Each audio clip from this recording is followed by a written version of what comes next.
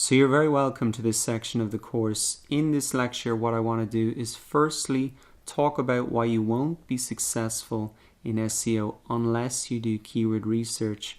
And then secondly, I want to give you an overview of a 3-step process to perform keyword research to enable you to really find low competition and high converting keywords. And that will really set us up for the remaining lectures in this section.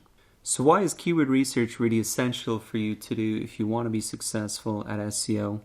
Well, you've got to be a little bit strategic. Firstly, you want to make sure that you're not creating content and trying to build links around a keyword that nobody is actually searching for.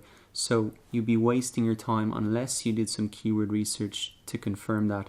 Secondly, you may be creating content or trying to build links around a keyword that is just too competitive. There could be companies with teams of people trying to get to the top of the search results for that. So again, you've got to be kind of strategic about it. You've got to put some time into identifying where there's opportunities and then go after those opportunities. So now I want to give you an overview of the 3 steps to find low competition, high converting keywords. And this is really what we're going to be covering in the remainder of this section.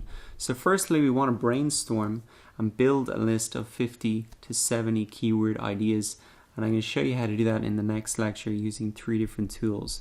Secondly, what we want to do is narrow down that list by assessing really is there search volume for these keywords, and we're going to use the Google Keyword Planner tool.